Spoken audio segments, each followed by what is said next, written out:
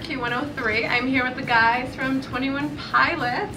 I've got Josh and Tyler here. We are super excited for your show. I actually read somewhere that you guys were slated to have a break this year around December or something, but you blew up in the charts. You've been touring since last May. Is that correct? Well, what I will say is, like, even going back before that, when we met with a booking agent, that's one thing that we were really excited about, because before we were kind of booking our own shows, and so with them we were just like, book us as many shows as you can and never take us off the road, and they kind of haven't yet, so. That's awesome. You guys are really doing well. I mean, you've surged in the charts. Now, you actually, right, 7 years ago, before you were part of the band, were an audience member at a show for 21 Pilots. Is that correct? That is true. So tell us a little bit about that.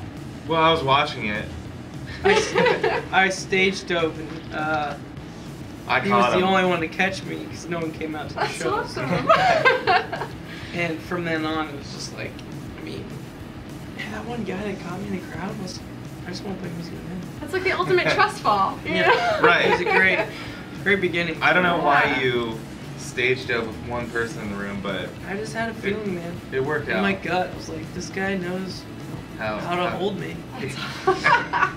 So one of my favorite things that you guys did was a cover of Elvis Presley's I Can't Help Falling in Love. Yes. So my question is actually about the Role Reversal. Another band I love, Hailstorm, just released an EP of covers and covered Heathens. Yeah. So how does it feel to kind of, like, you guys covered a song, but to have these huge rock bands covering you? Like, I've heard the song. I think it's a great cover. It's really, I mean, that's definitely one of the cooler parts of what we do, is creating something and, you know, kind of believing that's the only version of it. But then when people hear it, especially talented people who are able to reproduce it anyway, to kind of like give a fresh take on it, or, I mean, I always get excited about that. Yeah. And so that's a really cool part of what we get to do. The other cool thing I saw was the spooky snare line and practice pad with SJC. Now, obviously, SJC drums, Trey Cool from Green Day, part of their crew, all these great drummers. So how does it feel to be a part of that? I guess I never thought about having like a signature snare drum or something like that.